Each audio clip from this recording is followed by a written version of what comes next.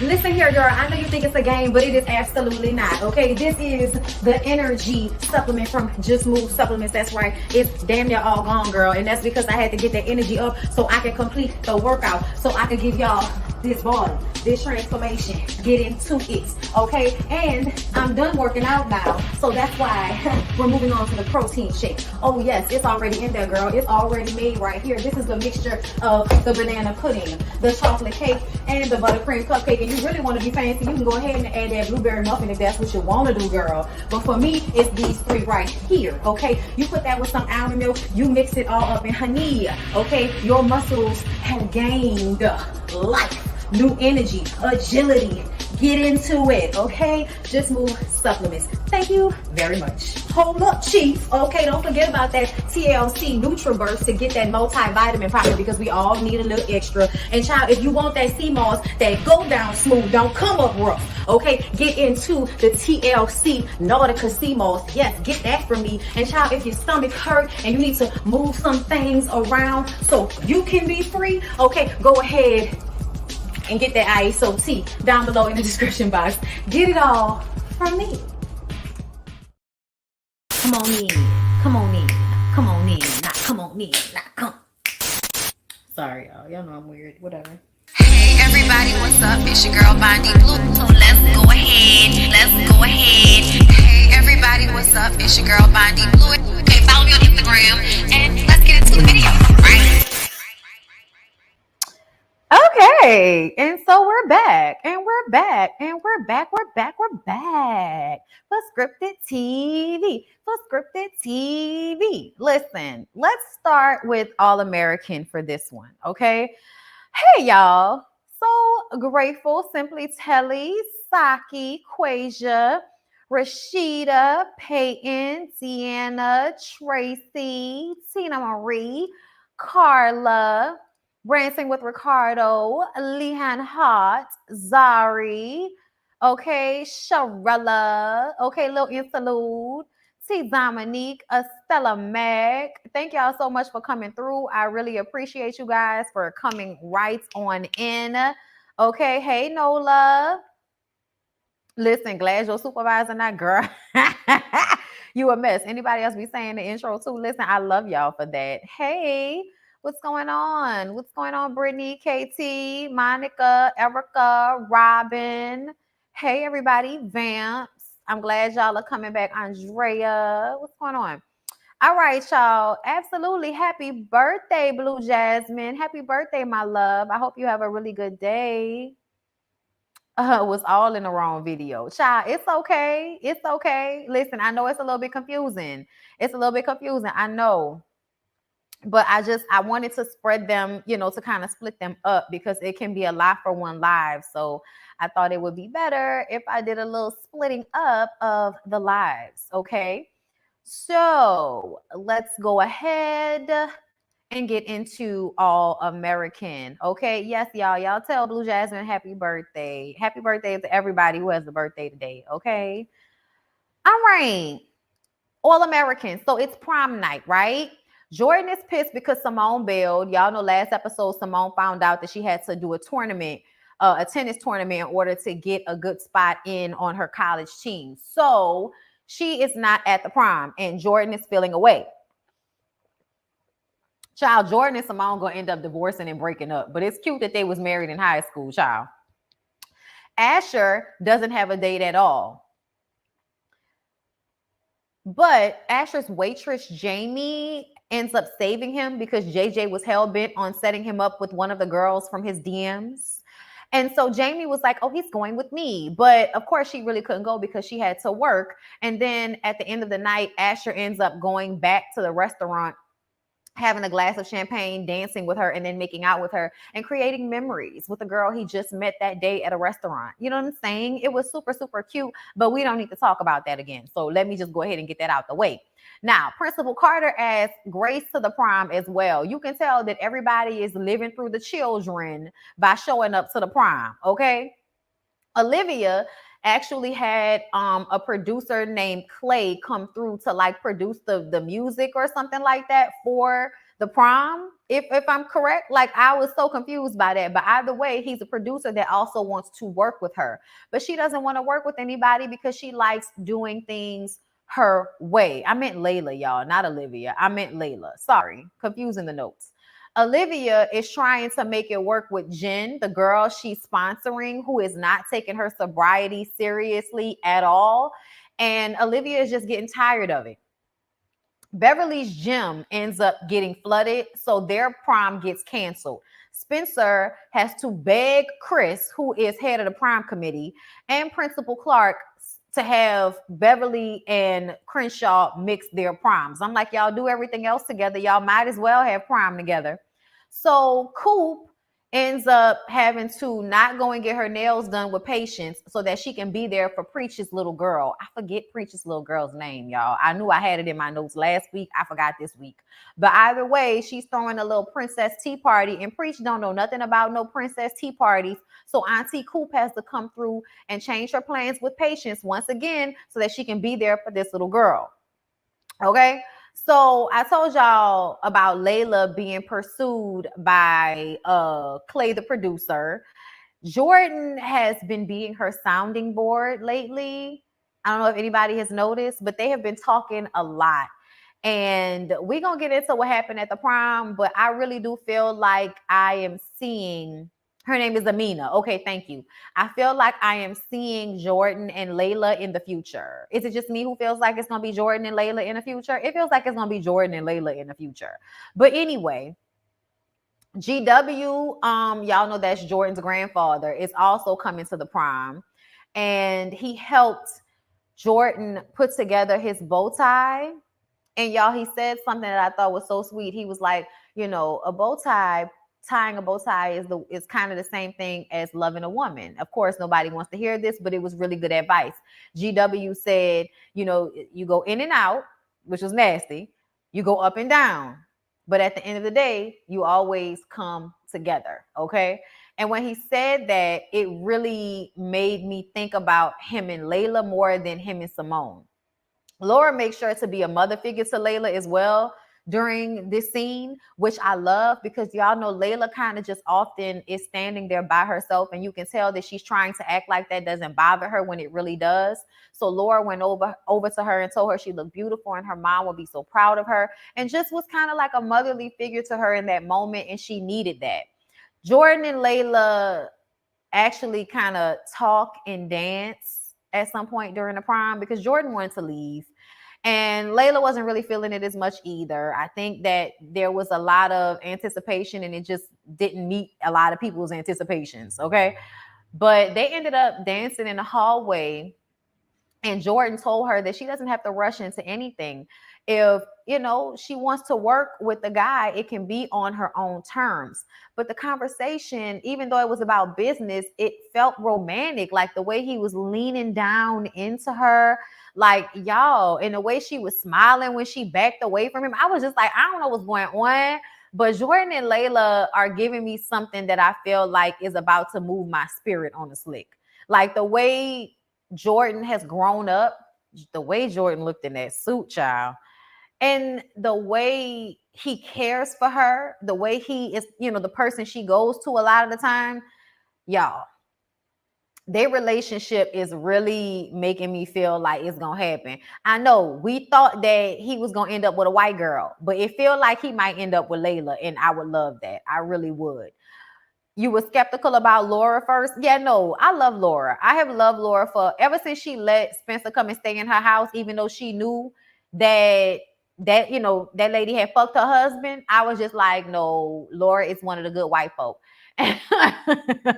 It's the truth, okay? So moving on from there, y'all. During the prom, they have a Soul Train line. JJ killed it.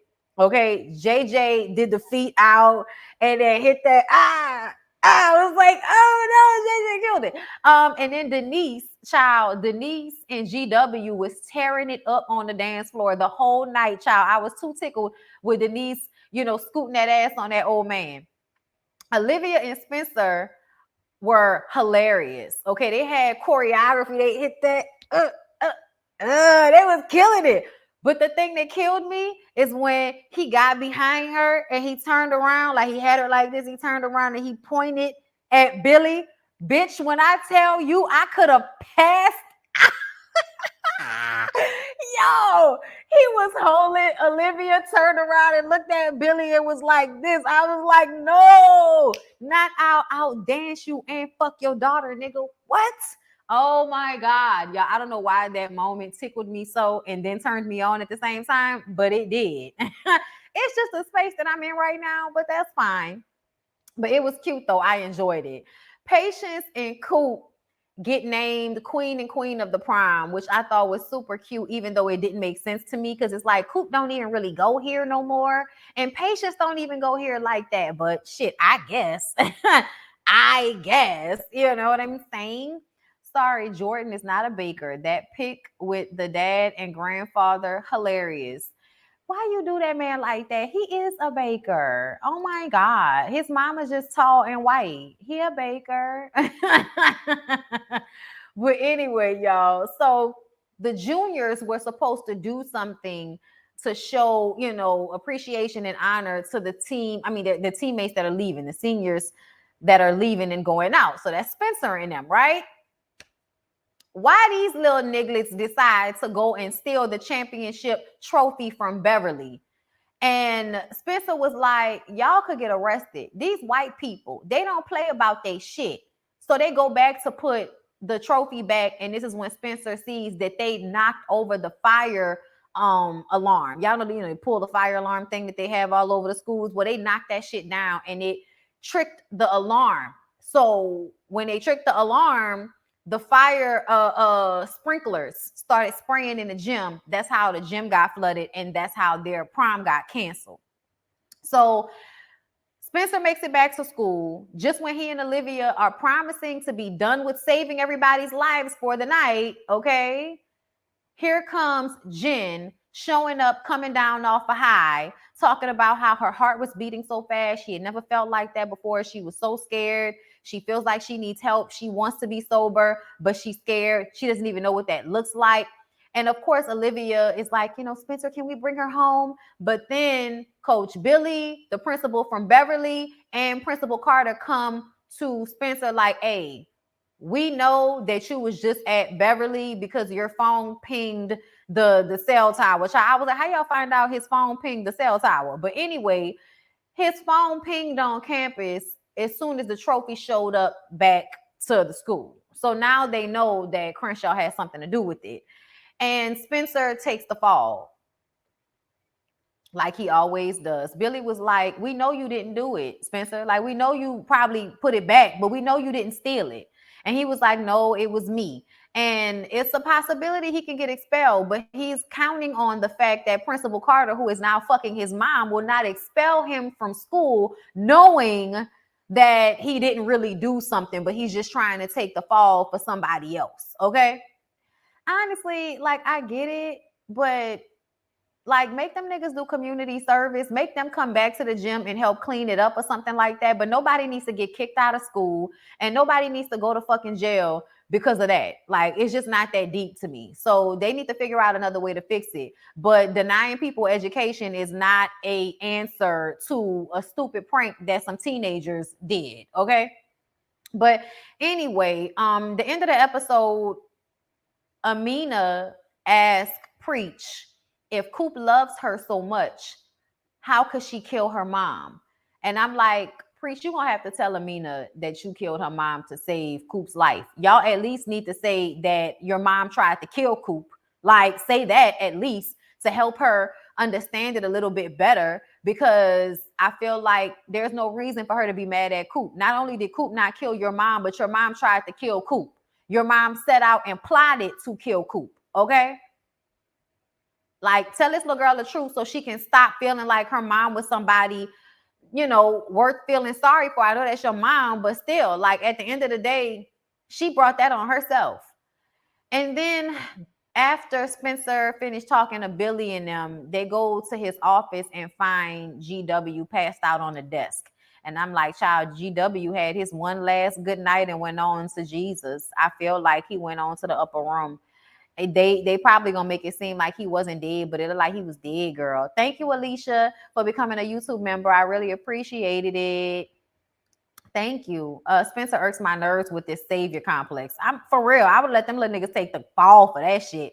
I'd have been like, I made them bring it back, but the juniors. Like, I don't even know why y'all coming and asking him. Y'all know it was the juniors. Did Amina not hear her mom had the glizzy on her too?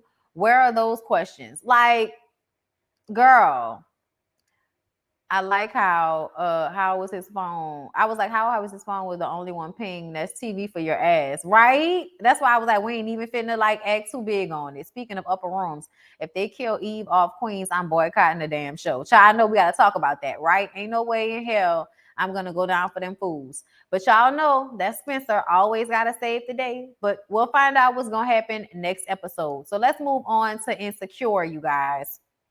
So Insecure was really, really good.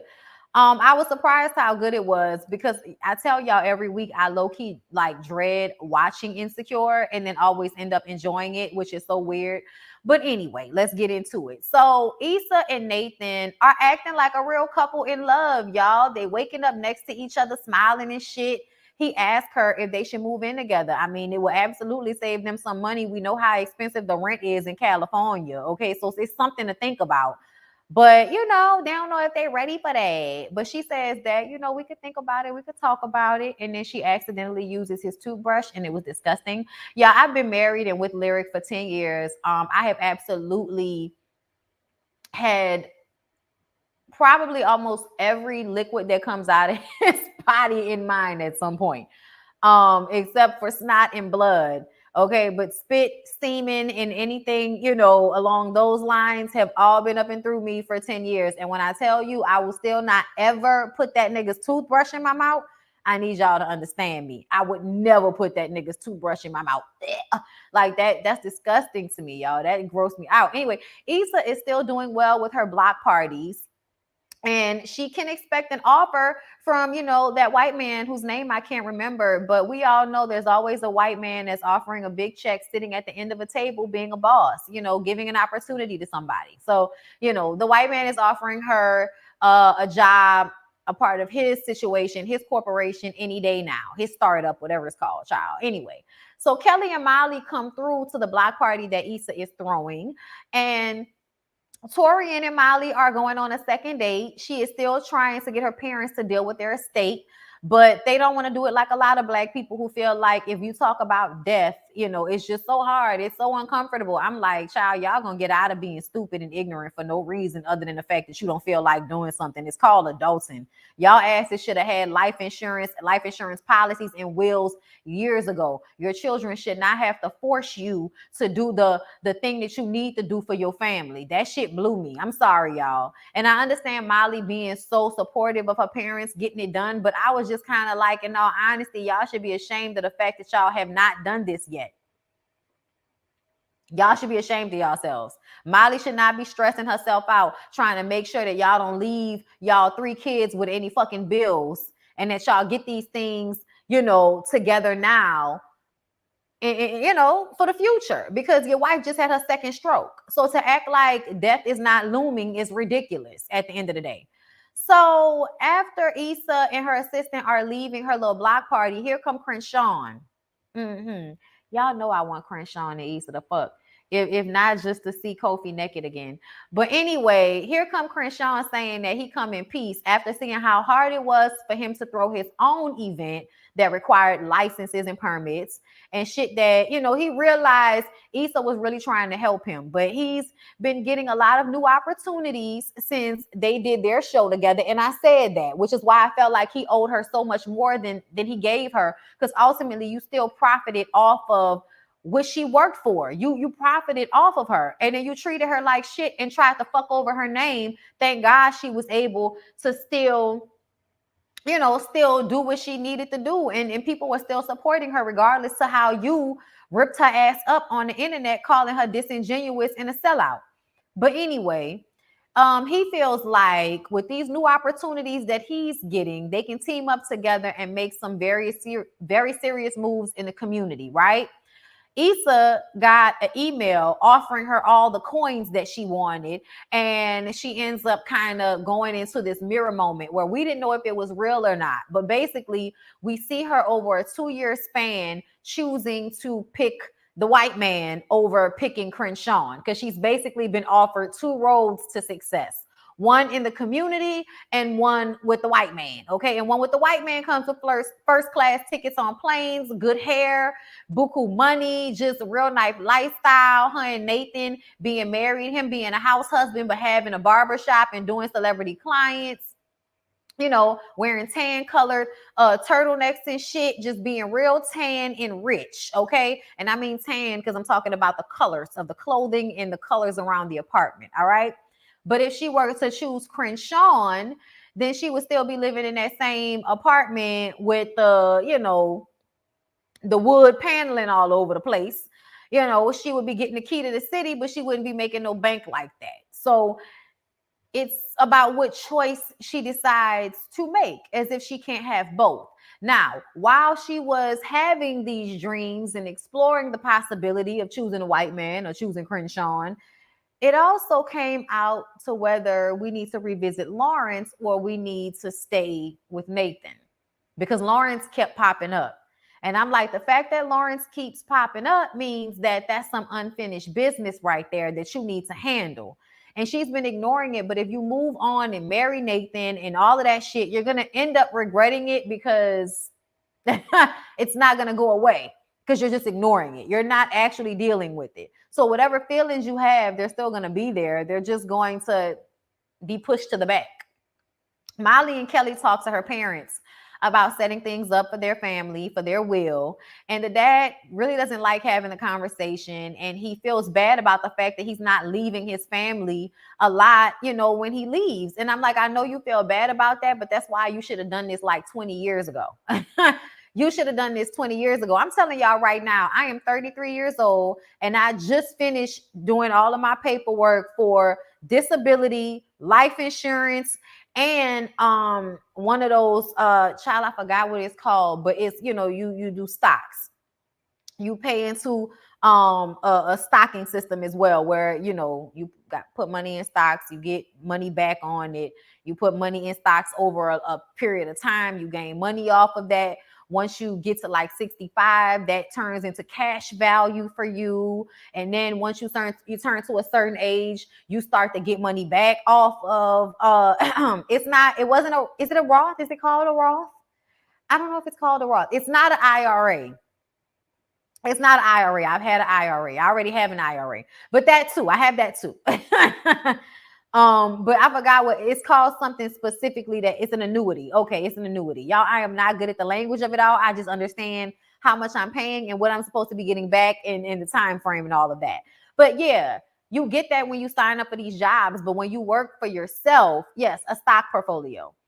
You do all of these things when you're working at a job, but when you're working by yourself, you have to like put these things in place, okay? So that your family and you are taken care of no matter what. After that shit happened with me losing my YouTube channel, I was like, y'all will not catch me slipping again. So even though I can't get an insurance, but if this goes down, I get insurance, I get disability if something happens, if I'm out of work, if anything happens, the bills will still get paid, that type of thing. You have to think about those things.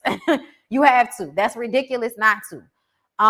So yeah, this conversation was important because a lot of Black people, I don't know why, but y'all feel like it's taboo to talk about, death. When the truth of the matter is you have got to prepare for death, because it is going to happen whether you talk about it or not. Inevitability. Okay. But Tiffany was able to joke and Kelly, not Tiffany. Kelly was able to joke and get them through the whole process. And by the time they were done, Molly goes outside in her car and burst into tears because it was a lot. And then Torian calls because she was supposed to go out on a date with him, but she wasn't feeling up to it. So she goes back to her place and he had actually had a delivery sent over some wine and wings to her. And I was like, girl, if you don't marry that man, okay, not only is he in the business with you so that he understands your business mindedness and the way you go after your career and your hustle. Y'all will be able to share in that together. If y'all fucking aspire, you need to lock Torian's ass down, because that type of considerate thoughtfulness you do not let pass you by, because these niggas is not that considerate. And then if they are considerate, you have to remind them to be considerate until it becomes, you know, like a part of how they think about things. But everybody is not automatically like that.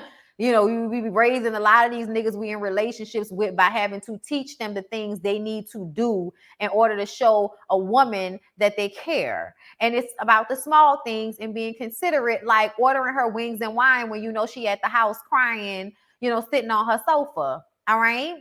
But Issa calls and, you know, they talk about the family situation, but they also talked about how Issa feels about this decision that she has to make.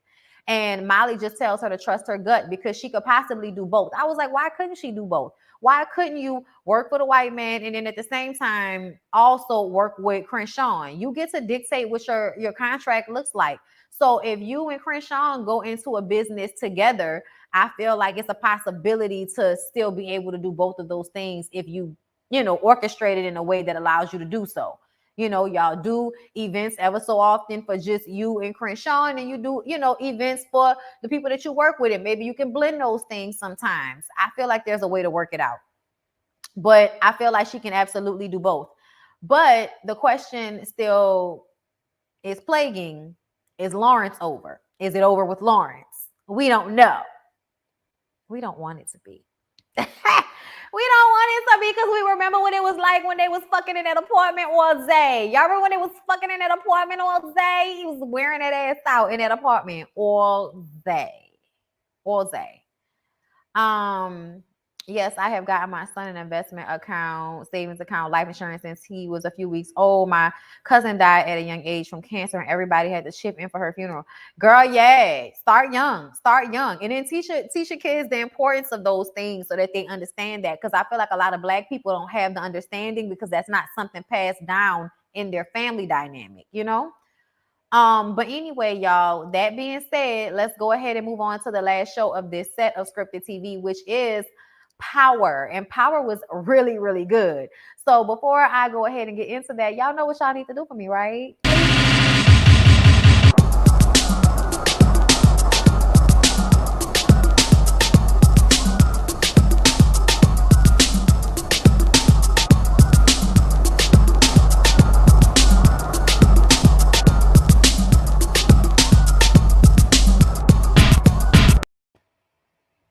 All right. So, Power. Let's go ahead and see what happened on Power. Okay. Right. Issa and Lawrence are in game. I think so too. And it's only like 2 episodes left, right? Girl. So let's go ahead and get into Power. So Monet rolls up on Professor Zoe in her car with a gun to the dome, like, bitch, I told you to stop fucking with my nephew. You know what I'm saying? I told you stop fucking with my nephew. Now you got my nephew hemmed up. Did you kill this nigga Jabari? And of course, Professor Zoe is like, no, I didn't kill him. I said that I was with Zeke, but Zeke lied to protect me. And Monet tells Professor Zoe that she needs to find out who killed Jabari. And that's how they get Zeke from out under this whole situation. So it's all hands on deck this episode with getting Zeke's stupid ass out of this situation, right? Tariq goes to see Davis and Sachs about Zeke as well. But Monet said that she doesn't need a lawyer. Monet is stupid if she thinks she doesn't need a lawyer. I don't understand how Monet sells drugs and doesn't have a lawyer on retainer. That's just stupid. It just shows you that people be staying in the streets with shit that they really need to, you know, get a little bit more upscale about. If you're gonna have a life of, you know, career criminaling, I'm gonna need for you to be smart about it. And having a lawyer on retainer is just smart. So the fact that you already didn't have you a headhunter like him, you was already fucking up, Monet. So anyways, Tariq says, look, I know that Ramirez's gun was on was the murder weapon. If y'all, I'm sorry, y'all, my mouth. Tariq says that he knows that Ramirez's gun, Detective Ramirez's gun, a cop, A cop's gun was found at the murder scene and is believed to be the murder weapon. If they leak that story to the press, they will have to back off of Zeke, right? Sachs wants to know why Tariq cares so much about helping Zeke, and he explains that the only reason he gets to stay in school is if he helps Zeke stay in school. So their futures are tied together. We all know it's more than that, but Sachs asks way too many fucking questions, okay? Davis tells Sachs to ask his prosecutor fuck buddy about it. And he's like, listen, I can't keep using her for information. She gonna find out I'm doing it. I'm like, oh, so he's been intentionally getting information out of her, even though she so often just offers up said information without him actually having to say anything. Right. Like, she not smart. Where is Yo Joe Proctor at? Exactly.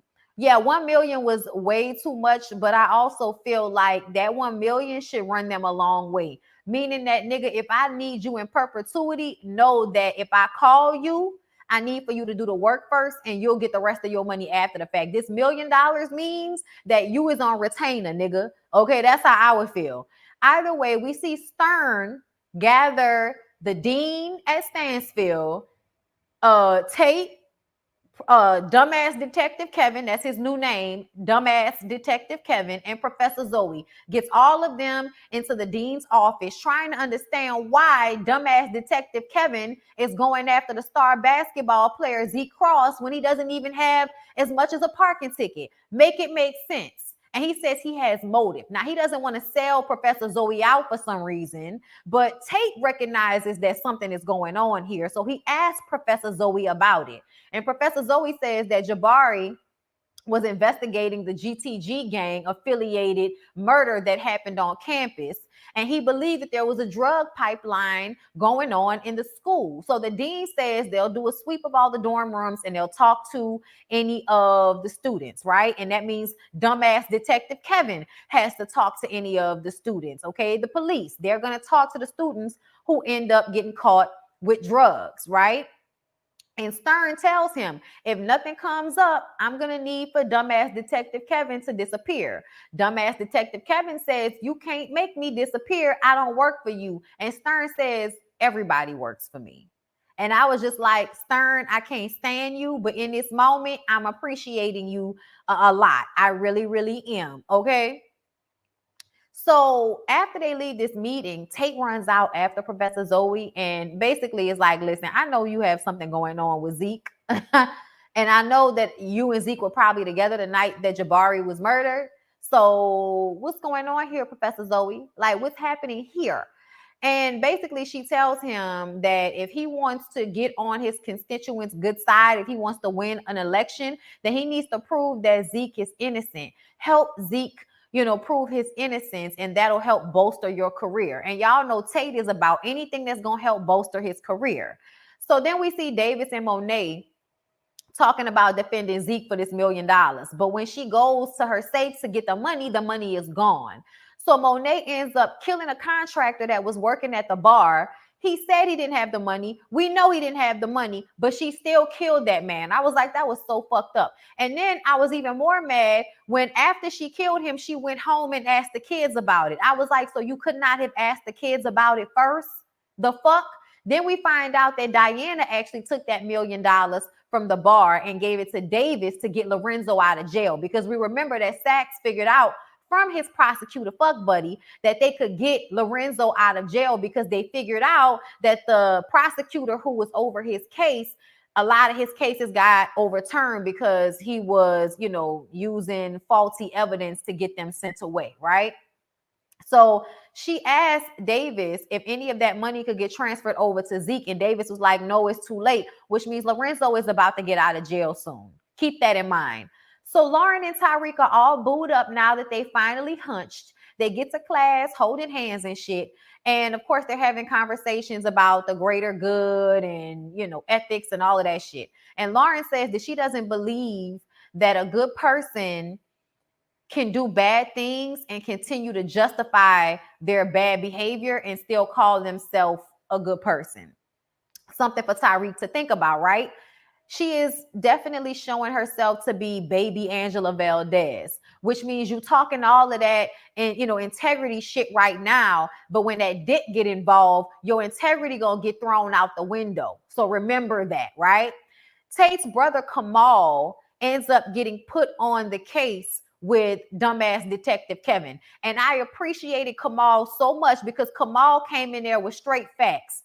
You don't have any evidence against Z Cross. Why are you nailing him to the cross? Especially, look, why are you nailing Z Cross to the cross? Especially when you don't have any real evidence. All you have is motive.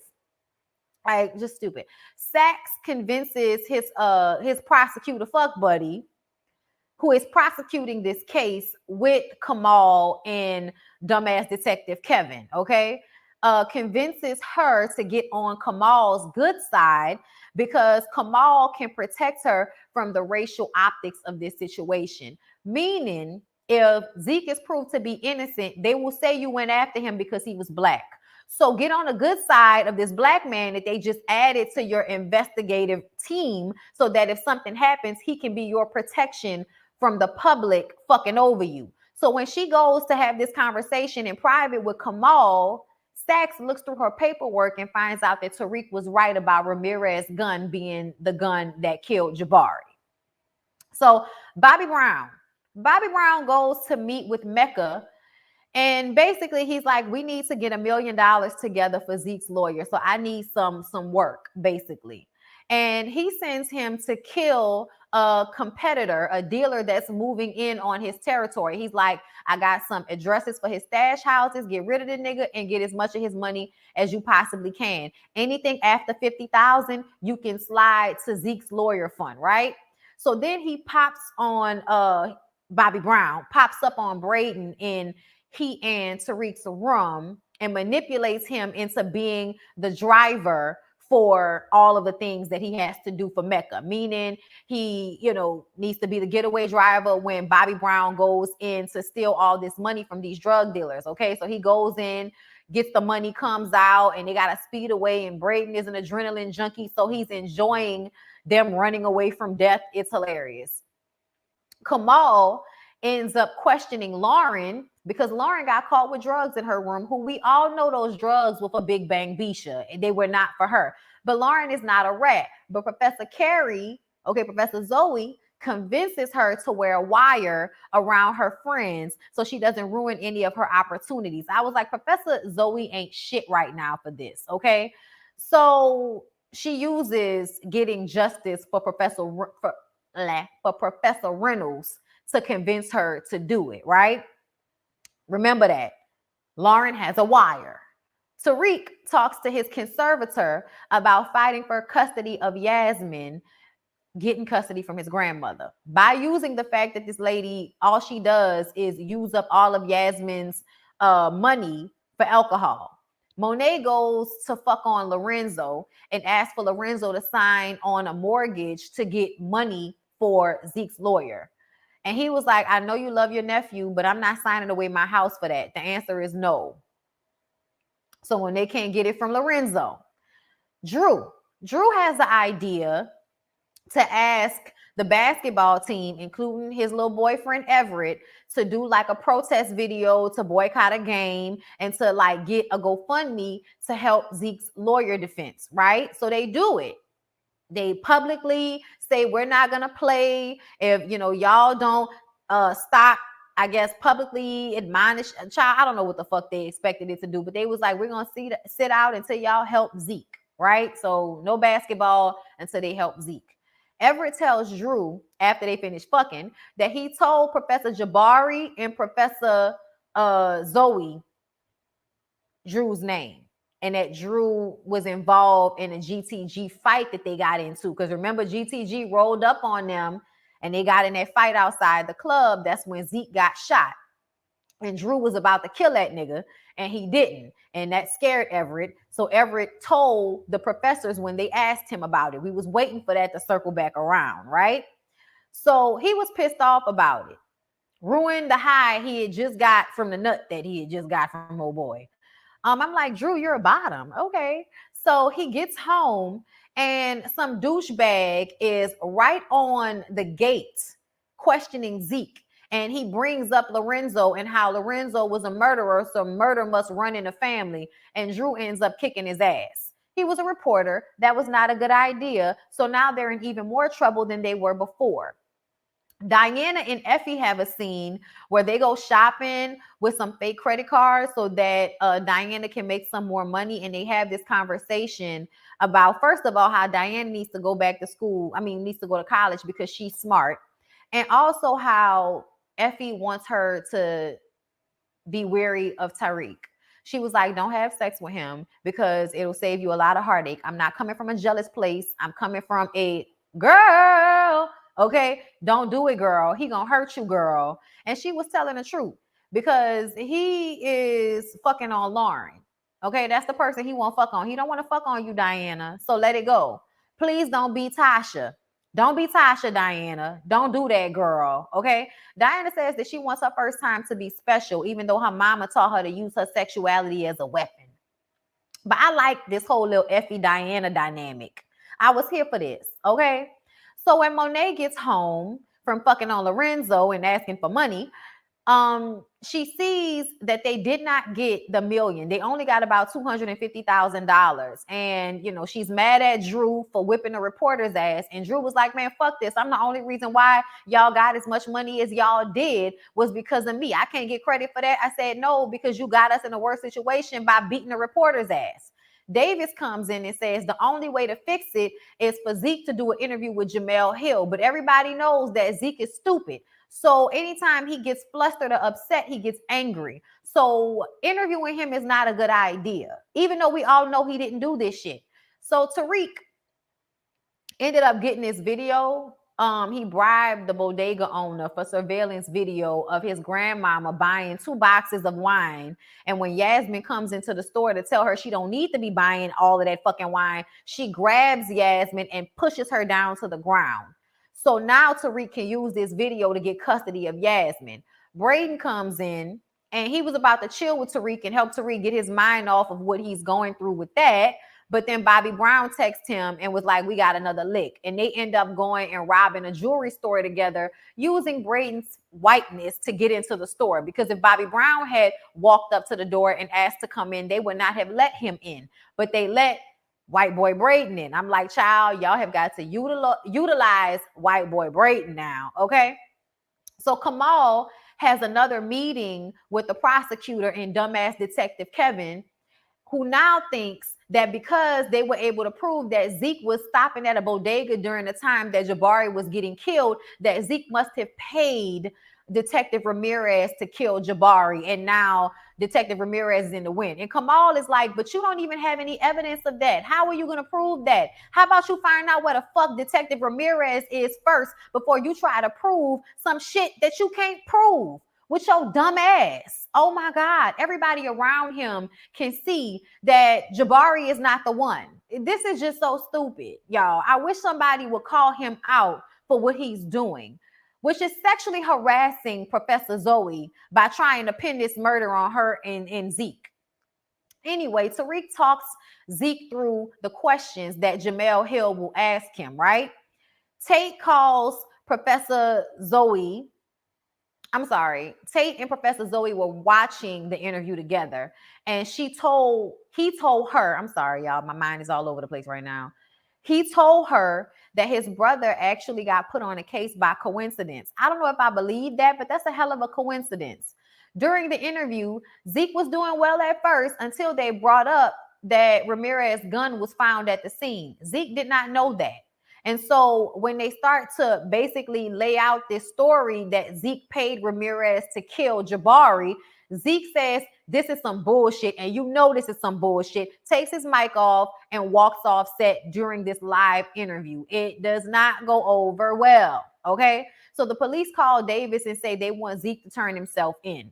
Monet and Bobby Brown have to have a little conversation amongst themselves because they have got to save Zeke from this, because we all know that Bobby Brown is the one that killed fucking Ramirez, right? So she says, go get Ramirez's body, because if they see Ramirez's body was dead before Jabari was killed, then this whole storyline that they're putting on Zeke is mute, right?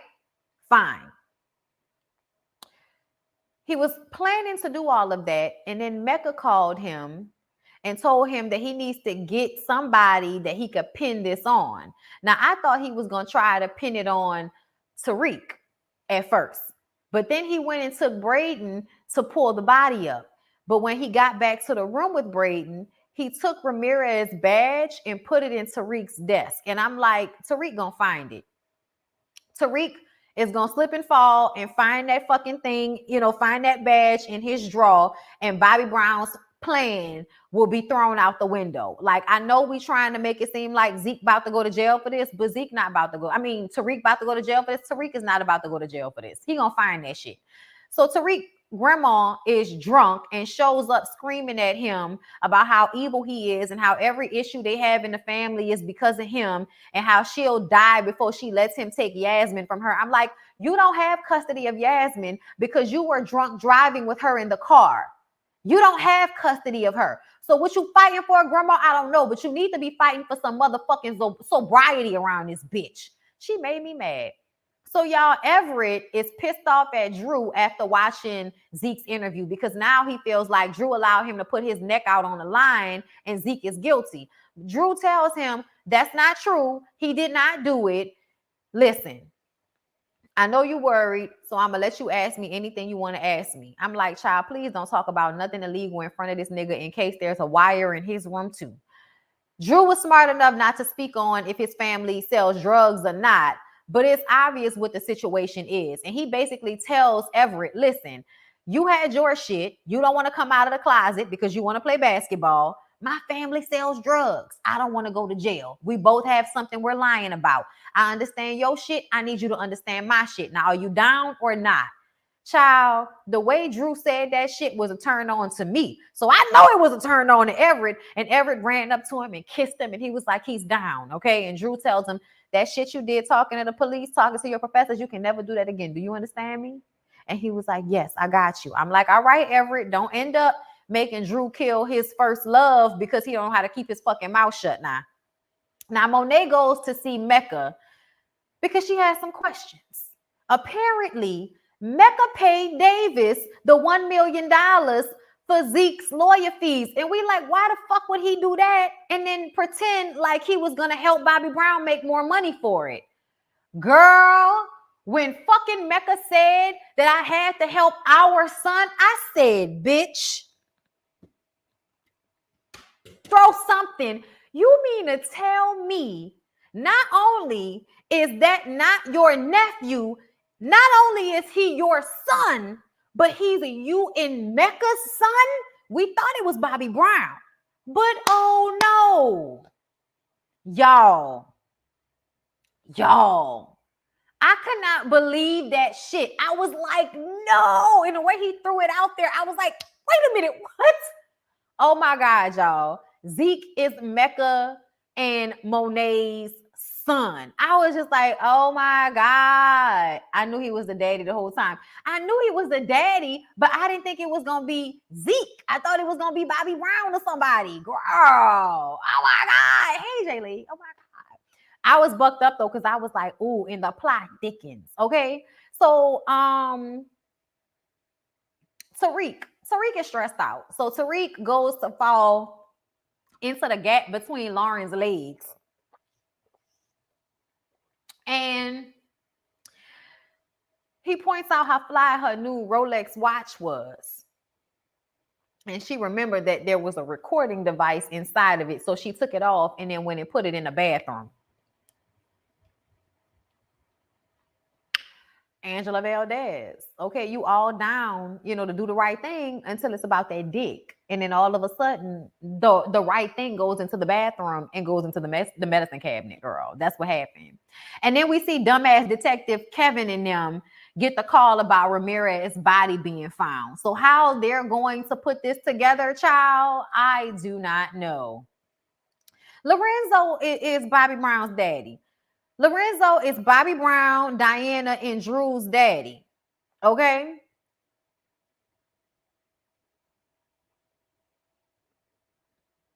Y'all, is Zeke the oldest?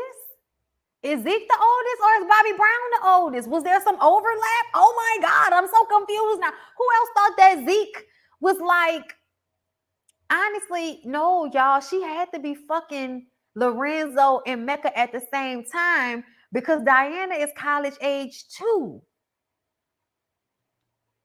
Y'all, when Lorenzo get out of jail, it's gonna be some blood on the pavement, bitch.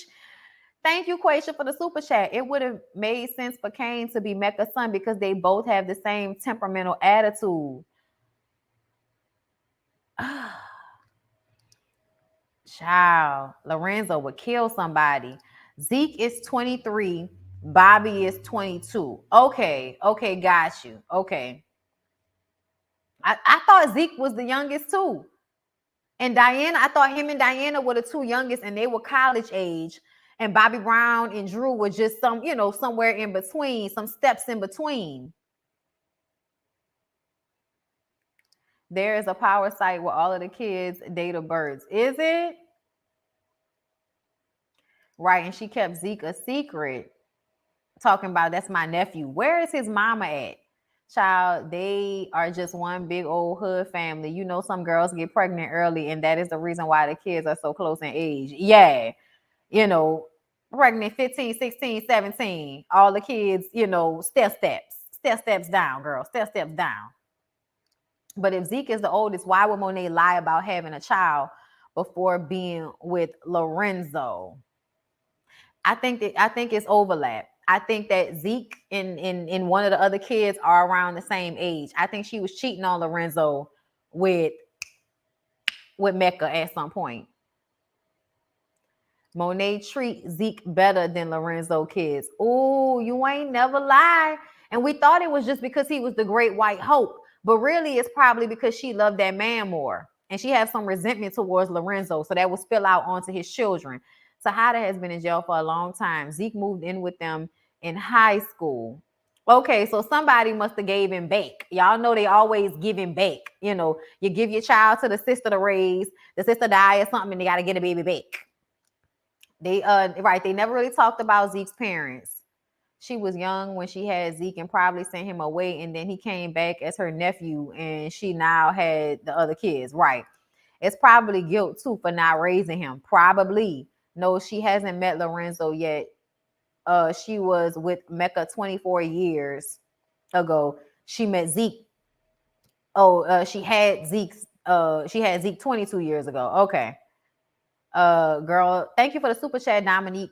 Dominique, girl, the writers have Zeke's ass 23 years old in his first year at Stansfield. Child, make it make sense. Courtney says he was raised in the South. Okay.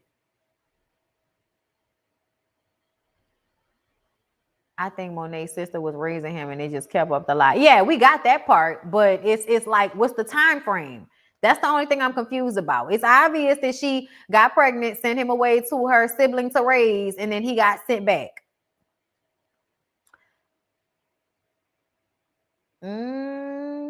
We'll find out though, y'all. But let me go. I got to get out of this one so I can get into the next one. So please don't forget to like, comment, and subscribe. And I hope y'all show up to hear me talk about what all went down on Queens, Sisters, and games people play, because it was all quite interesting. Okay. So I'm going to get out of this one and jump into the next one. Okay. See y'all in a few.